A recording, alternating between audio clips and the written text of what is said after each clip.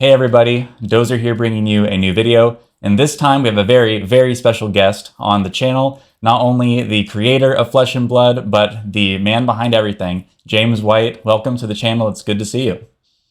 Thank you, David. It's a pleasure to be here, and thank you for reaching out to me, the post that I made, and finally getting on your show. It's been a long time coming.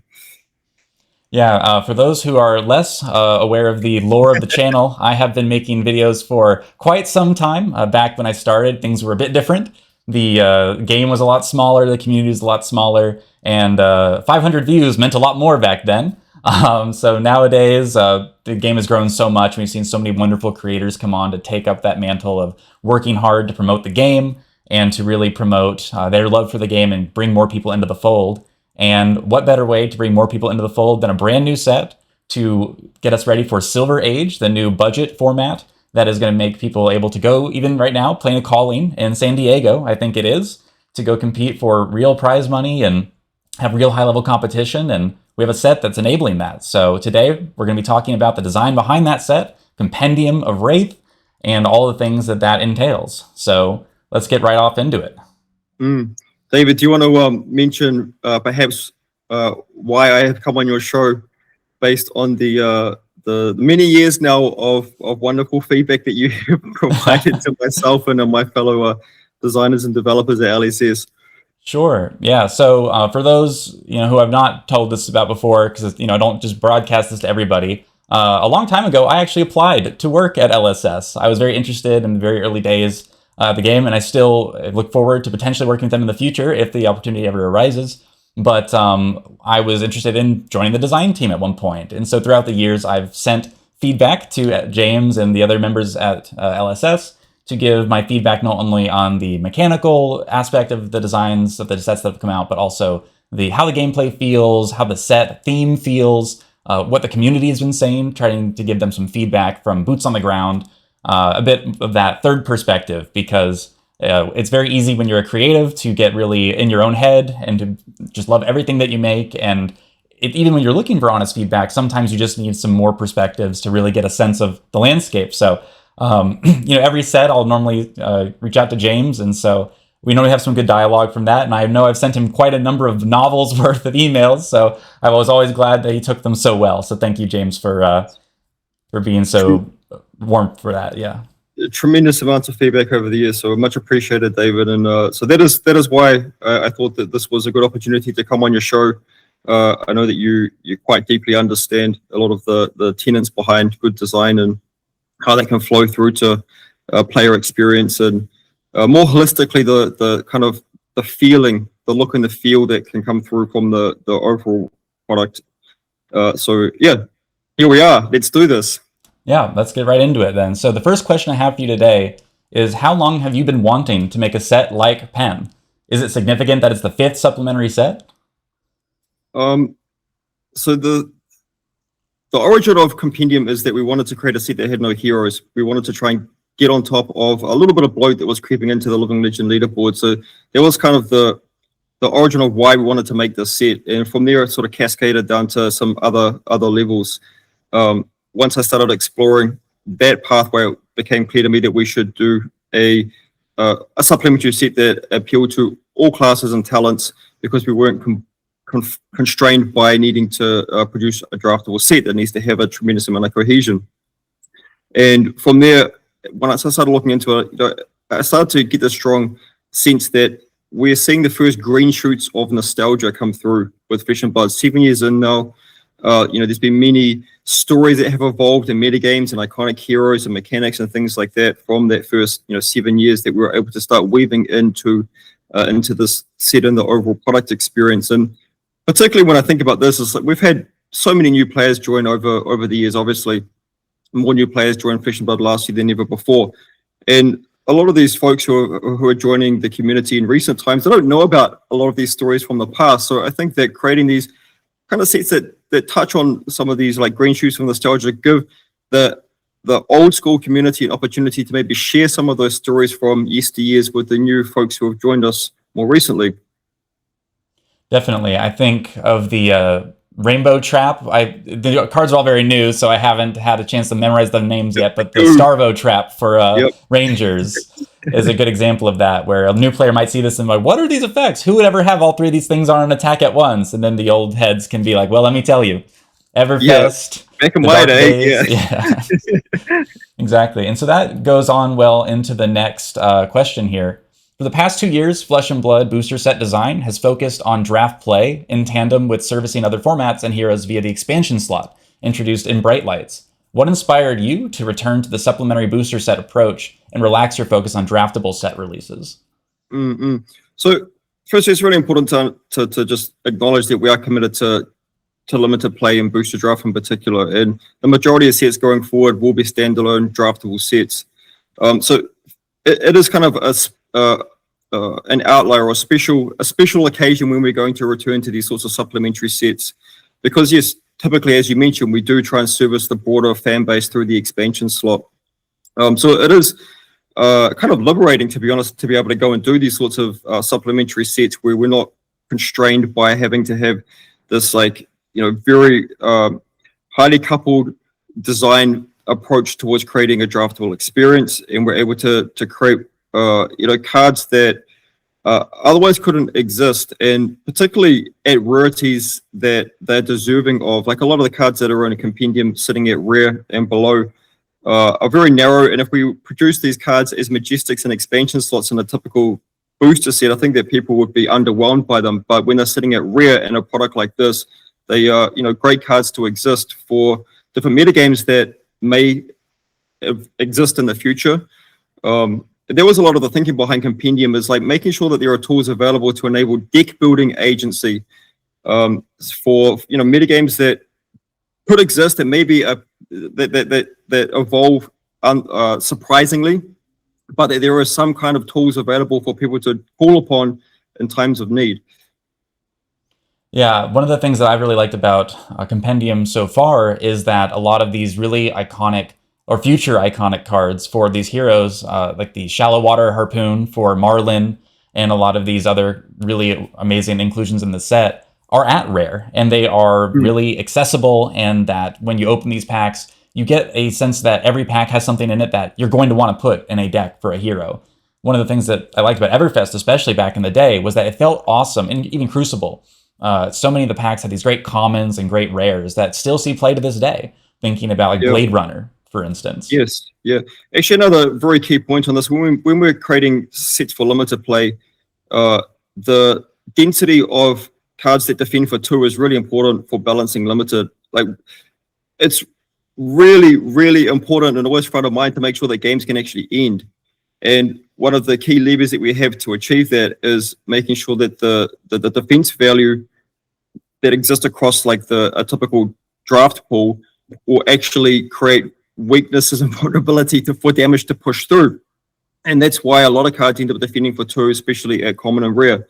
When the set is not draftable, we're able to put a lot more cards into the product that defend for 3, which make them more credible for Classic Constructed and Silver Age.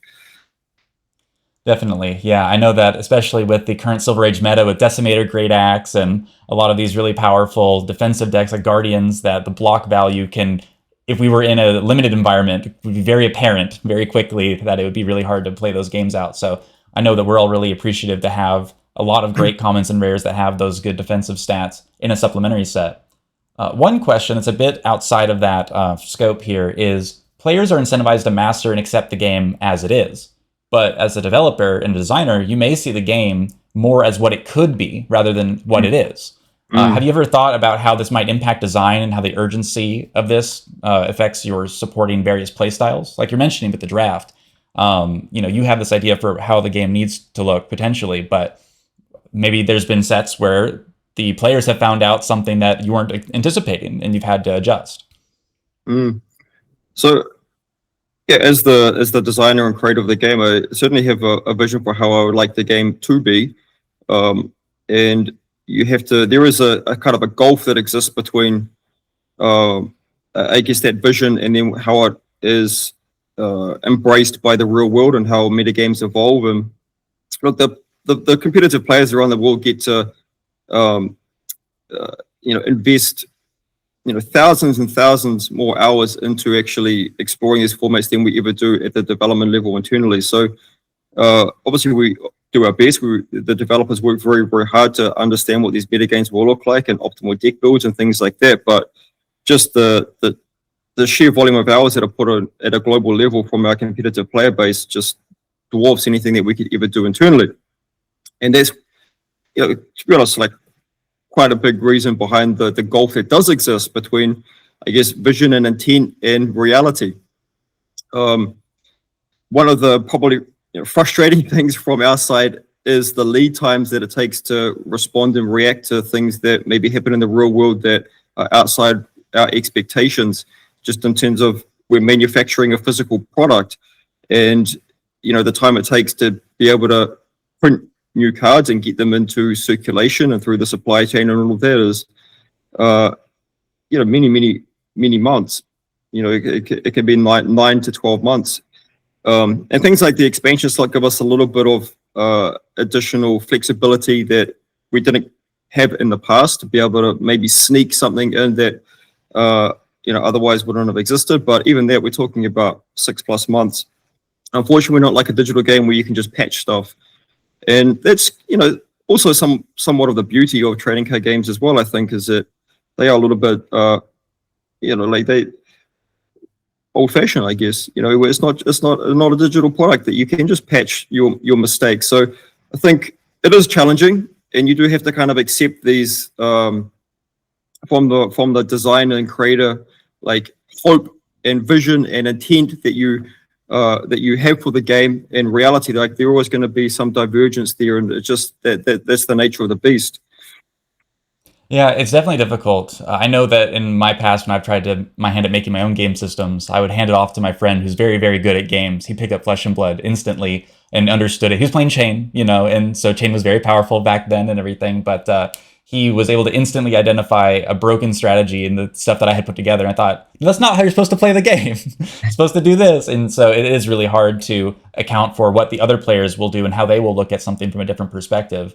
But I have to let you know, the community has been giving you a tremendous amount of kudos, everybody at LSS, about how well designed Compendium is looking for how you've supported heroes. While it is difficult to look ahead that far, people have been really happy about the support for characters like Teklovossen and a whole slew of other characters, and to praise the foresight of LSS for identifying that those heroes might either need help or could use a little bit of a boost in some ways to make them a bit more interesting, a bit more fun to play even.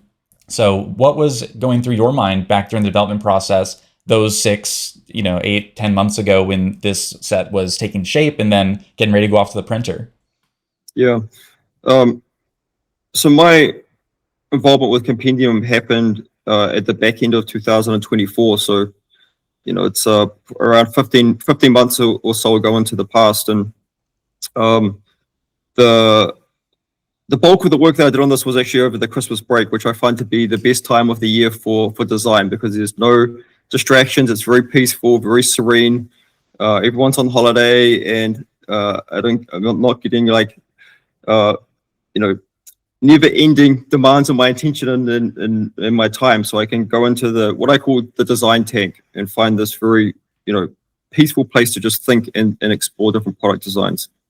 And every single Christmas shutdown, I go into the design tank and create some of the best products that we have released, including Compendium. So during that time, I did have more scope to explore some of these outlier heroes. Teklovossen in particular was one that was of particular interest to me, because I felt like internally the team had looked at fixing this hero on multiple occasions and never had quite worked out what needed to happen. And I'll be honest, I had never actually had the opportunity to do that, since Bright Lights had released. So that was kind of a personal quest, and over the course of a few days of exploring his current card pool and realizing just how awful it was, to be frank, it became clear to me what this guy needed, which was the Evo beta pieces. And he needed the glue to actually bring together his strategy, which is the Ghost Protocol architect in particular. And the mainframe is like the extra juice to actually close out the game. once you become Necropotent. He also needed to have a few additional boost cards that could support a slightly higher overall quality of attacks in the deck. Like the Heavy Metal Hardcore as an example, like the red one. I think that Teklovossen has a fighting chance. Maybe depending on how prevalent wizards and arcane damage is, I will admit, but I think that he has a legitimate potential to exist in the metagame. There is one card that was nerfed quite a bit from what I passed off to the dev team, so I hope that they landed it right. Just saying. But I do trust in them, and they do have to look at things a little bit more holistically than just one hero as well. But I hope that the community can take the time to explore Teklovossen. I think that understanding how many Evos you're supposed to play in that deck is an important hurdle that needs to be overcome. On my exploration, I went through countless iterations of different Evo counts in that particular deck, and for what it's worth, I think it was exactly 12 Evos was the number that I feel was correct by the end of my journey. So I'll leave it over to the community to work out what those 12 Evos should be in your Teklovossen decks. But he was of particular interest to me. There was a puzzle that I wanted to solve, and there are some other kind of like fringe heroes that I think get a massive boon from the set. Boltyn is another one in particular. And for what it's worth, like Riptide got a little bit of attention as well. I don't know how meta relevant he will be, but one of the things that I think was and possibly still is problematic for that hero is in the past he was very much this A plus B plus C deck where you needed like arrows and pumps and traps, and like it's just very hard to fit all of these things into one deck and have any kind of cohesion and consistency. And unless you're playing like just ultra, fatigue Riptide with like a million traps, and like that deck is kind of hard to exist in a metagame unless it's attacking something very, very niche. And just like thinking about, well, actually, how can we give a hero like that a little bit of support to narrow the scope from being an A plus B plus C deck to maybe being like an A plus B deck, where essentially like turning these pumps into traps as well, so you get the utility of being able to play a more aggressive game plan, but not having a vanilla hero ability. Again, I'm not expecting Riptide to all of a sudden become a meta relevant hero, but it was more of an acknowledgement that like the number of different card types that we're asking you to put in your deck was kind of unsustainable. Yeah, it's interesting that you bring up Boltyn and Riptide. Those are two of my locals' favorite heroes. We have a very staunch Riptide enjoyer and some very staunch Boltyn enjoyers as well. And we are all very happy about all the new cards, especially for those heroes, but Teklovossen as well. One of our locals is a very, very well-known and very good player on the circuit, the competitive circuit, and he brought Teklo the other week, and I was playing Gravy, and he showed me, wow, this is really good. This is a really scary hero. So definitely we should all be looking out for Teklo. He seems to be doing quite a lot with those new cards. One thing that makes me think of, by the way, is I know Fi got a lot of new support as well, and Draconic heroes by extension, right? And the new card that discards a Phoenix Flame to draw a card, and it's 4 attack, go again, right? Once you do that. I forget the exact name. Fire that burns within. Yep. Yes, thank you. And then the new Evos, right? The beta Evo equipments. Those feel really good to resolve. They feel like they fit right into the way that the hero wants to play. With Teklo, what I really noticed when I was playing against it was, they'd boost the beta off the top, and then they'd be able to play it by pitching a blue, and it cantrips itself. It perfectly pays for itself with the pitch. It does everything you want it to do. It's that glue, right? It just feels like a well-oiled machine. Same thing with Fire That Burns Within. You swing your Ember Blade, you have that one floating resource, you can do that, do your Fi ability, discard, it just fits right in perfectly. And those types of cards have always been something that stuck out to me. They've always really been that secret sauce and fab that makes you enjoy playing a hero. And like you're saying with Riptide, if he's struggling to get those types of lines that really feel like they were made for him, then trying to specify and narrow down that design to get that feeling better no matter how powerful the hero ends up being, I think really goes a long way for the players to enjoy it. Absolutely. Sometimes you just gotta let people do what they want to do. Yeah. So another question I've got for you here is equipment was a large focus for the design in this set. What inspired the decision to focus around equipment? I mean, part of it is to inject a whole bunch of new sips into Silver Age. So the majority of the lion's share of the equipment sits at rare and below. Another motivation was just getting more arcane barrier equipment into circulation. I mean, again, we're 7 years in, and so many decks are still playing with null runes, and I think that it's just was time to give more heroes class-specific arcane barrier equipment that also did something else. Just like for our melee-based equipments, where you have Battle Wand and Temper and Guardwell, and it does something else as well. So there was quite a big motivation behind the equipment loadout.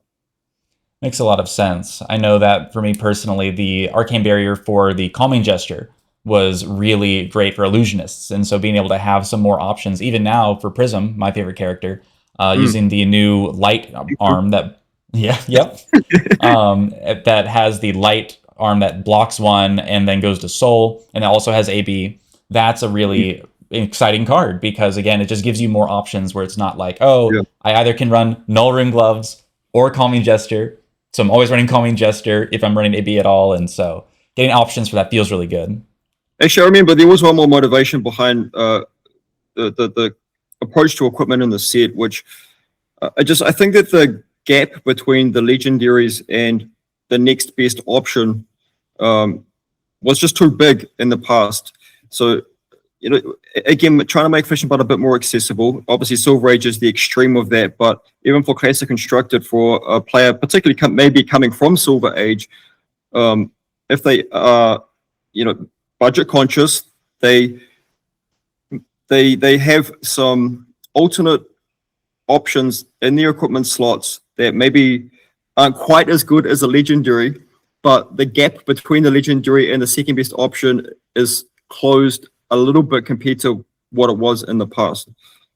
I think I really felt that with Gravy Bones. The new headpiece that was printed in Compendium is like Carrion Crown or something. I don't remember the exact name off the top of my head again. Sorry about that. But it really struck me because it's Blade Break 2, or you can use it as an action to discard an ally and draw a card, which for most purposes is basically the gold you would have gotten off of the Crown of Providence or Dominion. I always get them mixed up. But then the 2 block is what you normally bring a lot of those headpieces for. So that feels amazing at rare for accessibility. Yeah, indeed. Yeah. So another question I've got for you here is that, let's see here.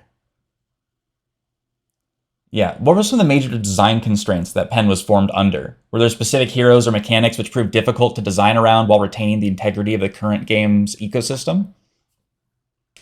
Like, what were you really looking out for? I know that our development team paid particular attention to the Runeblade section of this product, and they ended up evolving the Runeblade cards to just ping for arcane damage instead of creating rune chants. So this is a good example of something which is like on the surface seems quite subtle, like create a rune chant or deal 1 arcane damage.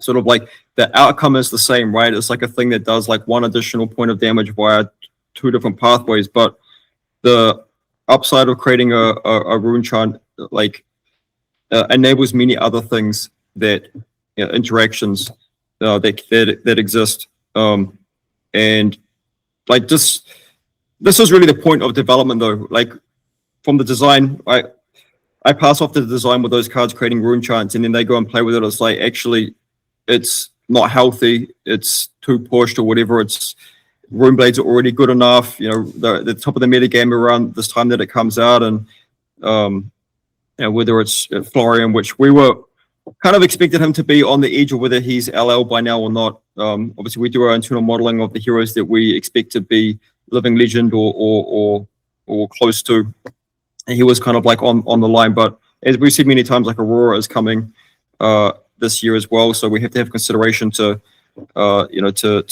her return to the format.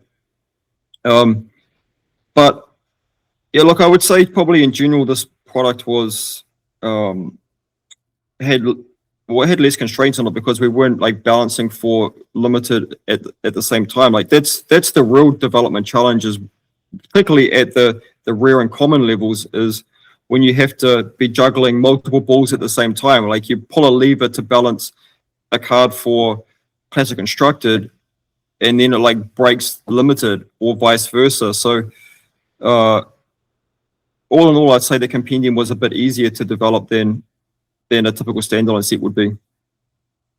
Definitely. Getting that extra freedom can feel really good when you have that, but that freedom can also come with the empty canvas problem, where you have all the options in the world, but narrowing it down can be so difficult. Have you ever run into that side of it as well, where it's hard to figure out which direction you want to go, or are you pretty much set on where you want to go when you start out? Oh, constraints definitely breed creativity. Like if the blank canvas problem is real.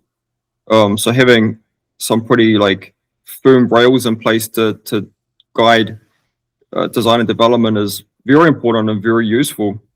But I mean, like within Compendium, if you look at each of the card clusters, they are generally orbiting around some kind of like core consistent theme within each of the individual parcels. So there is at least there. We don't want to just like ship something which feels like it has no cohesion. Yeah, I know that I was really appreciating the light cycle in this set, specifically with the courage generation and the blessings of Themis and of Bologna. They're really interesting to me because for a long time, getting soul was really difficult, unless you were Boltyn. Charge was the most unconditional way to get soul in the past. And for Prism, it's always been very difficult. She's always had to hit with Heralds, which had Phantasm, or set up something really expensive like a Genesis to get the soul over time. And now that we have, it seems like a glut of soul, so much soul that we don't even know what to do with it all. Maybe Radiant Force Field's time is near and approaching.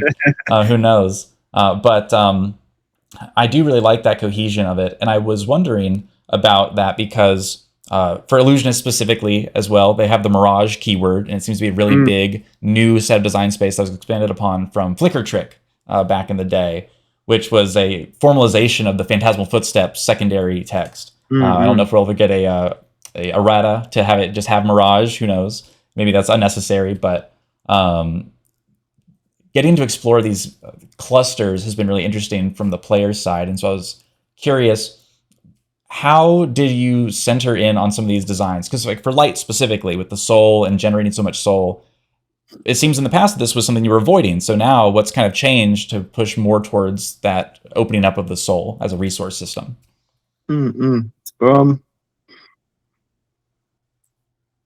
Probably it's just time to make some of these things a little bit easier. As we spoke to a few minutes ago, just sometimes you need to let players do the thing that they want to do.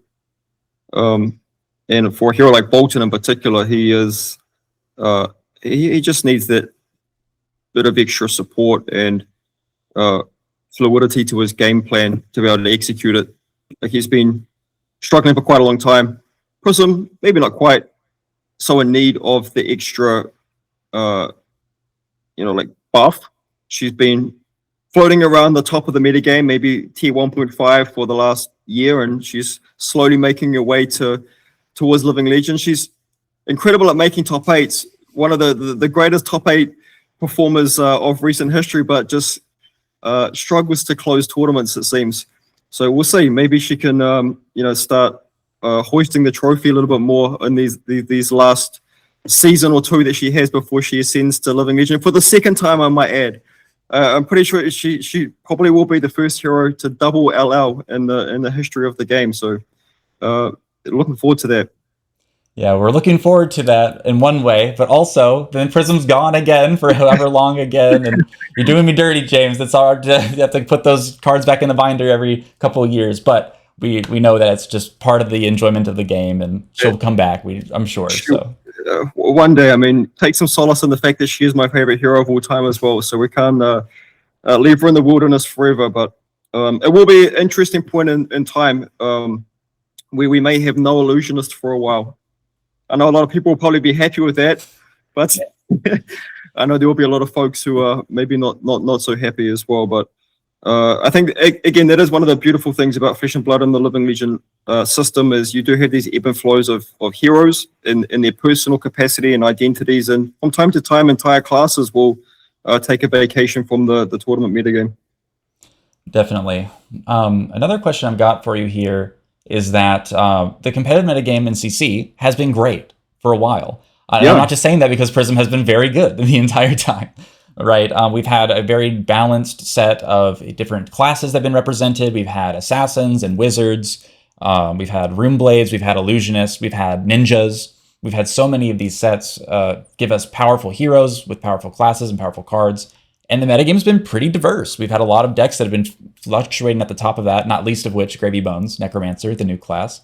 So with that ecosystem functioning so well at the competitive level, were you concerned at all about upsetting that balance when you were designing the new cards? Or were you saying, hey, it's been good for a while, we think it's resilient, we're going to try to add in a bunch of stuff and trust that it can absorb the shock?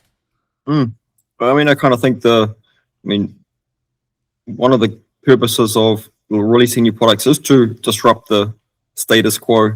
Ideally, is to present a new puzzle for fans to engage with. And sometimes you get a set like Super Slam that comes through and has less impact. Sometimes you get a Part the Misspell or a High Seas that completely upends the metagame. And let's see what happens with Compendium. Like I mentioned, I think that there are some heroes that do get significant buffs, like the Boltyns and ideally the Teklovossens do something, and Fi as well. Like he could be back in the mix for being one of the decks to play and beat. But yeah, a lot of the thinking about Compendium was creating tools for different metagames that may exist and evolve and appear over time. So you could call them like niche sideboard cards, for example. They would just have no business existing in a draftable set. Things like the Ransack and Raise, for example. Like you can't just put that card in a draftable set. It just becomes like draft chaff. Like all it does in the context of a draftable set is like pitch for 3 and block. And you just like, that's not the kind of experience that we want to offer fans in a limited format. But having a card like that exist in case something happens in the future, in case you just need to be able to deal with Great Library of Solana, for example.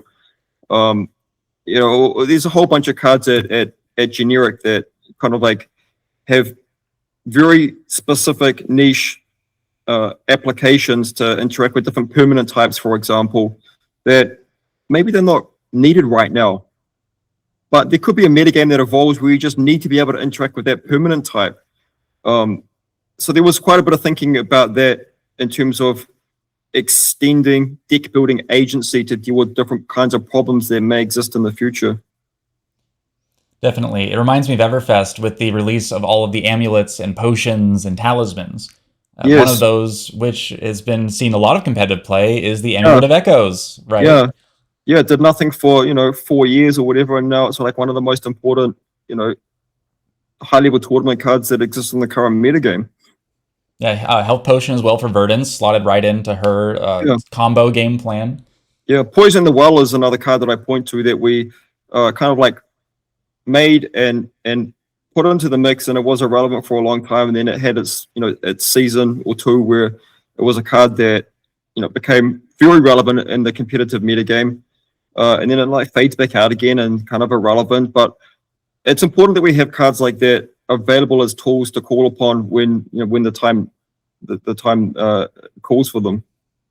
Yeah, and that's another interesting thing too, because a lot of cards don't have that immediate impact, and a lot of cards take a long time to come to that position of relevancy, and it's really hard to ever bring every card. I mean, it's impossible, right, to bring every card back into the forefront at some point, because you have to make cards that serve certain purposes in the short term, right? For draft, maybe you bring in a card like I think it's Brush Off, the prevent 3 damage red card. It's like that's not really necessarily going to be the best card ever to come for a specific as a specific sideboard option, but in Outsiders draft and wherever else it's been printed, it serves a specific function.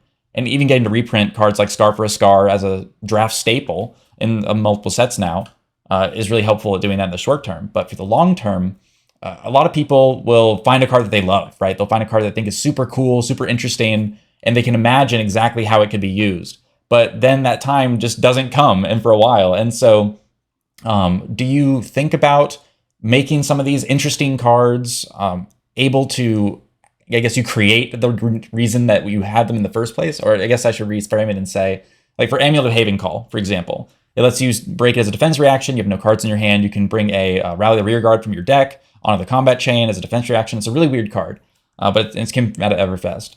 But so far, there's really not been a reason to ever run the card. But if there were a time, then it would be really cool. Do you ever look at those old cards and say, oh, how can we make this relevant again? Or is it always a happy accident? Yeah, I frequently look at old cards and see how we can breathe new life into them or make them relevant for the first time. Amulet of Haven Call, I don't know whether it's ever going to get across the line, but I mean, the thinking behind that card was is like something that you might play if like Rhino Intimidate deck was like something that you needed to be taking against, like in Blitz in particular, where you have, Rhino intimidates your whole hand, but you can still like find some defense value from your deck. Obviously, that never played out, and that card will probably never see any play ever. That's okay. But there are other cards that I do look to make relevant. Like one card that comes to mind is Dimenxxional Crossroads. I think this is a very, very interesting card that I certainly enjoyed a lot back in the formative phases of creating Flesh and Blood, like pre Welcome to Rathe. Internally, we played with that card a lot, and just what Chain was able to do in the real world with how Monarch ended up being delivered to market just kind of made that card not really see too much play. You could just do better things. But I think that that's the kind of card that you can build an entire deck and strategy around. And I would love to see that card become relevant over the years. I've personally made a number of bin set decks with that particular card. Some of them are based on cards that I've designed that don't actually exist currently. So there's a little bit of a gap between what I've done with that card in bin set and what's available in the real world. But that's an example of a card that I think has some long-term potential, and that I have spent time thinking about how to enable it. And there's a few others like that as well. But yes, I do look to the past to craft the future. Yeah, that's awesome to hear, because I know that there are a lot of people in our local community that are really enjoying, or they really enjoy these heroes that have been around for a long time. And the nice thing about the Living Legend system is, as long as those heroes stay kind of in the back of the pack, they can play them for as long as they want. And most people at the casual level are happy with that. They're at least locally. They might grumble about, oh, this matchup's really hard, or oh, this hero is a little strong right now that they're facing, but they still like playing their character. They still like the play style, like you're saying with the Dimenxxional Crossroads. It doesn't have to be a meta-defining card, but if you could build a deck around it, that'd be really fun. One card that comes to mind is the Construct Nitro Mechanoid. Yes. That card was my favorite card that was printed for a long time, because it completely revolutionized Mechanologist, and I was really hoping personally for more of these type of build around cards, even if they're not the best thing in the game, just to give people that ability to do something different and cool and fun, that even if they lose, they can still say, I built the robot. Yeah, actually, this is a good point. I think Max is one of the big beneficiaries from Compendium as well. Like the dev team is they believe that Max becomes somewhat relevant, somewhat competitive in this new season going forward. And I totally agree with you. I think that Construct Nitro Mechanoid is a great example of a quest that we put out, for a player to engage with. It's like, here's this big quest, and you achieve it, and you feel like you've done something significant, and it's really powerful, and it kind of like just redefines the context of the game state. It is important that cards like this exist. Yeah, but it is tricky, because if you make a lot of these really powerful build-around cards, then people can, especially as the person playing against it, say, oh, well, you drew your really powerful Majestic, and now that game didn't count, and I'm playing the much more enlightened big brain deck because all of my cards do very little things. And so it's hard to fulfill both sides of that spectrum. Yeah. I mean, I think it's just important that we provide a spectrum of different ways to engage with the game, right? Like sometimes you want to have the quest, sometimes you want to be pursuing incremental advantages turn on turn over the course of the game. Sometimes you need big brain combo. Like I think that's the goal of good design is to offer multiple different kinds of experiences for how to engage with the game system. Mm-hmm. Speaking of big brain combo, Oscillio has been very popular locally, and it seems like he's looking primed to take over the competitive side of the game. Are there a lot of Oscillio enjoyers back at LSS? I mean, it must be fun to design for him, right? At least. There are definitely some Oscillio enjoyers internally. Jason Chung in particular is a big Oscillio fan, one of our original game developers. And yeah, look, he is pretty exciting to design and develop around. I mean, he gets to tap into lots of, like different kinds of design space, from arcane damage to instants to, whether you like it or agree with it or not. Like he does play attack actions as well, and auras, and he's doing a lot of tricky stuff, drawing cards, and it's an exciting hero. I kind of didn't mention him in this basket of like heroes who do get a boon from the set, because he was already kind of at the top of the metagame. He was already tier 1 or thereabouts over the past season. So, but we do expect Oscillio to be very competitive over the next little while, and yeah, we'll see how that plays through. Yeah, I know one of the big parts about Compendium that was a big part of the design was supporting Silver Age. And now we've started to have the actual official release of Silver Age. The first couple callings, the first couple bannings of heroes preemptively, like with Chain. I know that the dev talk that you were on with, I think it was Brian, talking about the thought process behind that was really interesting. So we always appreciate you doing those. How has Sage been looking in the first couple days here? Has the reception been what you've been hoping to see? Has the set been getting the impact onto Sage that you were hoping for?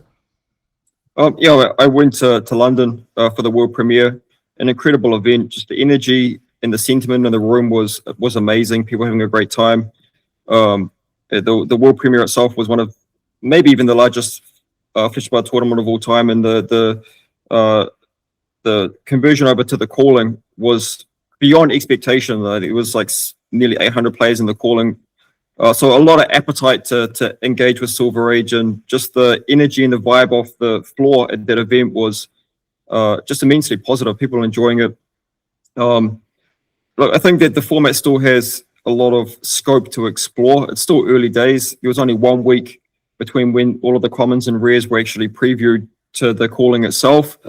And there was obviously the Decimated Great Axe deck sort of like came through as this new thing that did very, very well at that particular calling. And I do notice from the calling San Diego, which is running right now, there's a very small representation of the Warrior Great Axe deck there. So I don't know whether the fans have gone into the brew tank over the past week and like worked out how to beat that deck or what's going on, but I think the metagame has a lot to evolve yet. And sure, we have a few heroes with targets on their back now. Obviously, Briar was the big hero going into that tournament, the deck to beat, and it ended up winning the tournament. Only one of the top 8, I believe, in London, but it took down the entire tournament. And look, let's see what happens with this first season of voting as well, because that's the other piece that will make sure that the Silver Age metagame continues to evolve season on season, is the community voting. So look, we'll have to see how the community decides to place their votes.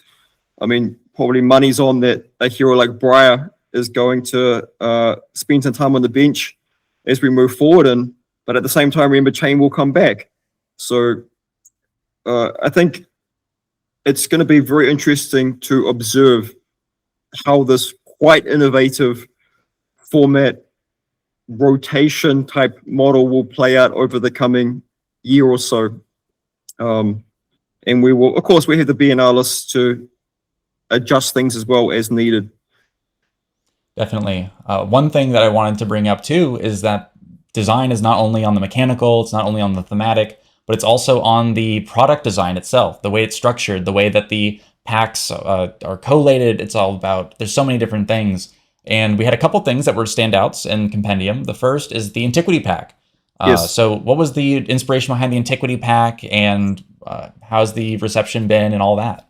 Okay, it's a great question. So the thematic concept behind Compendium of Rathe was that we were opening up this ancient tomb that contained the entire history of Rathe, and there were a couple of ways that we wanted to express that. One was that Compendium contains nearly every single card frame that we've ever designed. I believe that there's 4 frames that don't exist in Adjudicator, Taylor, the Savage Land frame, and Royal Draconic. There may be others that I'm sure that they'll call me out in the comments, the ones that I'm forgetting, but off the top of my head, I believe it's those 4. Things like the hybrid frame and meld, we consider to just be variants of their base frames. So there was one way to kind of express this entire history of Rathe, was to get the entire history of our card frames included in the product. And you see it as kind of like these, the Shiana frame is a singleton, and the Bard frame is a singleton, and so on. Less important, but important for expressing this concept. The other way that we wanted to express the entire history of Rathe was through the Antiquity Pack, and actually looking back at some of these all-time great cards, these most iconic cards from the history of Flesh and Blood. And that's what kind of led to us formulating the Antiquity Pack, creating the new frame that was kind of trying to capture this more antique sort of, like historic kind of feel. But also at the same time, like the launch of Silver Age, the intention of this is to welcome that next wave of new players into the community. And if we really want to embrace and to support these new players coming in, like accessibility to Classic Constructed is also a real thing. Like a lot of people will come in and just play Silver Age, and that's totally fine. But the ideal scenario is that people come in with Silver Age, fall in love with the game, and they want to play Flesh and Blood in its entirety. And Classic Constructed is quintessential Flesh and Blood. It will be the headliner of the World Tour going forward. Silver Age will be fully supported, but Classic Constructed is the pinnacle of Flesh and Blood. And if we want folks to be able to move from Silver Age over to Classic Constructed, you need to be able to get your tunics and your Command and Conquers and so on, your Riches of Troppeldanis and the like. And this is one of the reasons why we did the Antiquity Pack, is to celebrate the history, celebrate the nostalgia, but also to create this pathway for new folks coming into the community to be able to access these staple cards. Yeah, I know that a lot of the cards in those packs were really intentionally chosen. I mean, all of them, of course, but the fact that you can get a lot of these rare cards that were Majestics in prior sets, right? Like Midas Touch, Amnesia, Weakest Link, Rusted Relic, definitely one of the biggest heavy hitters of the set. And that. The Rusted Relic. I know there's. You can't have every single pack of antiquities that you open be a banger. There's got to be one lemon. Yeah, that's fair. It makes those special memories. Even the other night, last night, we had our release event at our store, and my buddy got his case, and he opened up one of his Antiquities packs, and he was opening it away from him, and we were looking at it, and we're like, oh, we got to film the reaction to this one. He said, oh no, and he turned it around. It's the cold foil Rusted Relic. So it's a memory, right? Not every card can be a hit, of course. But that's what makes you appreciate the good ones, right? Yes. But then there are these really great reprints like Sink Below, Ravenous Rabble, Snatch. There are many, many more that you're not getting, like a blue Sink Below or something that you're thinking, oh, this isn't going to go into most decks. You're getting those staple cards that have been successful throughout the game. Those are awesome. We also really appreciate the art cards. The art cards look great. It's always fun to collect those. We have a lot of people locally that like those. As far as set design as well, product design, 3 rares. This is the first time we've done this as a premium set. What was the drive behind moving to 3 rares and labeling it as a premium set? And do you feel like it's delivering that so far? Absolutely. It's Compendium of Rathe is already our all-time best-selling set. It's the reception to it has been immense, and I believe that we have delivered on the premium set promise. It is obviously has through the Antiquity Pack and the inclusion of these tournament staple reprints, is offering the kind of value proposition to fans that has never existed before in any Flesh and Blood set. The craftsmanship that's gone into the, some of these, new frames and the new artwork that's appearing is considerable. But I think that at the same time, there is always charm to the originals.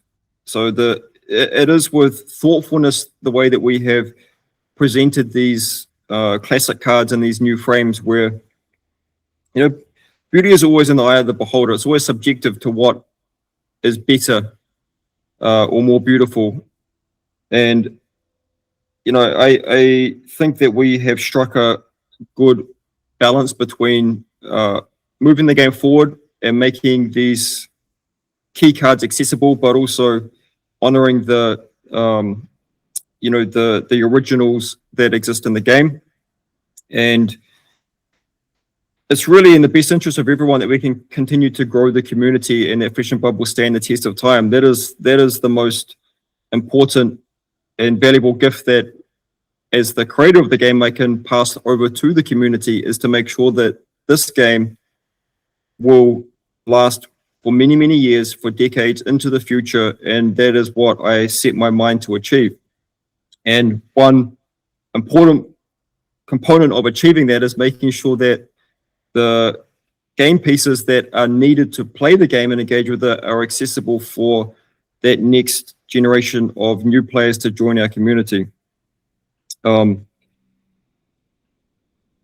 Yeah, well, I couldn't have said it any better myself.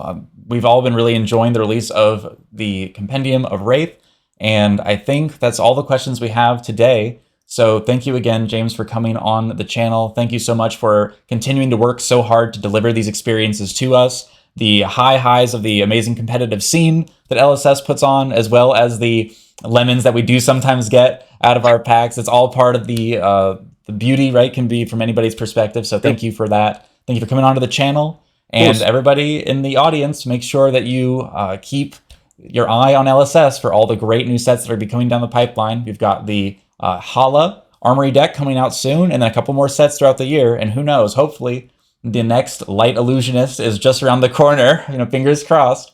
But we'll just be happy with whatever comes our way. So thank you again, James. Thank you very much, David. And like and subscribe. All right. Have a good day, everybody.